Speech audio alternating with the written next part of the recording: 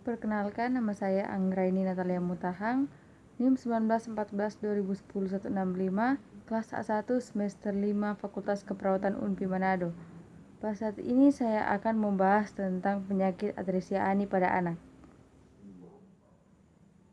Atresia ani adalah kelainan kongenital yang dikenal sebagai anus imperforate, meliputi anus, rektum atau keduanya.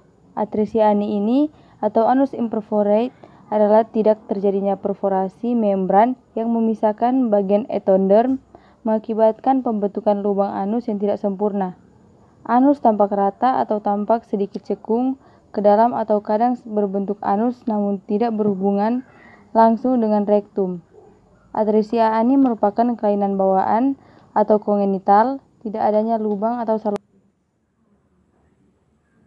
Etiologis secara pasti, atresia ani belum diketahui, namun ada sumber mengatakan kelainan bawaan anus disebabkan oleh gangguan pertumbuhan, fusi, dan pembentukan anus dari tonjolan embriogenik.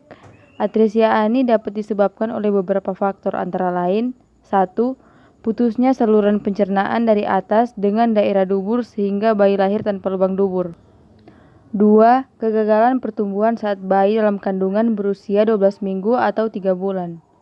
3. Adanya gangguan atau berhentinya perkembangan embriologik di daerah usus, rektum bagian distal, serta traktus urogenitalis. Terjadi antara minggu ke-4 sampai ke-6 usia kehamilan.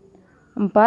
Berkaitan dengan sindrom Down atau kondisi yang menyebabkan sekumpulan gejala mental dan fisik khas. Ini disebabkan oleh kelainan gen di mana terjadi ekstrasalinan kromosom 21. 5. Atresia ani ini adalah suatu kelainan bawaan. Atresia ani terjadi akibat kegagalan penurunan septum anorektal pada kehidupan embrional. Anus dan rektum berkembang dari embrionik bagian belakang. Ujung ekor dari bagian belakang berkembang menjadi kloaka yang merupakan bakal genitourinaria dan struktur anorektal. Terjadi steniosis anal karena adanya penyempitan pada kanal anorektal. Terjadi atresia ani karena tidak ada kelengkapan migrasi dan perkembangan struktur kolon antara 7 dan 10 minggu. Dalam perkembangan fetal, kegagalan migrasi dapat juga karena kegagalan dalam agenesis sakral dan abnormalitas pada uretra dan vagina. Tidak ada pembukaan usus besar yang keluar melalui anus menyebabkan fekal tidak dapat dikeluarkan sehingga intestinal mengalami obstruksi. Manifestasi klinis diakibatkan adanya obstruksi dan adanya fistula. Obstruksi ini mengakibatkan distensi abdomen, sekuestrasi cairan, muntah dengan segala akibatnya. Pemeriksaan penunjang.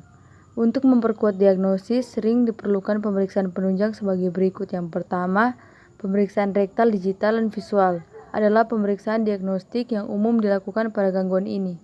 Yang kedua, jika ada fistula, urin dapat diperiksa untuk memeriksa adanya sel-sel epitel mekonium. 3. Pemeriksaan sinyal X lateral infeksi dapat menunjukkan adanya kumpulan udara dalam ujung rektum yang buntu pada mekonium yang mencegah udara sampai ke ujung kantong rektal. Yang keempat, ultrasound dapat digunakan untuk menentukan letak rektal kantong. Yang kelima, aspirasi jarum untuk mendeteksi kantong rektal dengan menusukkan jarum tersebut sampai melakukan aspirasi. Jika mekonium tidak keluar dalam saat jarum sudah masuk 1,5 cm, defek tersebut dianggap defek tingkat tinggi. 6. Pemeriksaan radiologis dapat ditemukan apabila udara dalam usus berhenti tiba-tiba yang menandakan obstruksi di daerah tersebut. Penata laksanaannya, yang pertama, pembedahan. Terapi pembedahan pada bayi baru lahir bervariasi sesuai dengan keparahan kelainan. Semakin tinggi gangguan, semakin rumit prosedur pengobatannya. Untuk kelainan dilakukan kolostomi beberapa hari setelah lahir. Kemudian anuplasti perineal, yaitu dibuat anus permanen. Dilakukan pada bayi berusia 12 bulan. Pembedahan ini dilakukan pada usia 12 bulan dimaksudkan untuk memberi waktu pada pelvis untuk membesar dan pada otot-otot untuk berkembang. Tindakan ini juga memungkinkan bayi untuk menambah berat badan dan bertambah baik status nutrisinya. Yang kedua, pengobatan. Aksisi membran anal atau membuat anus buatan.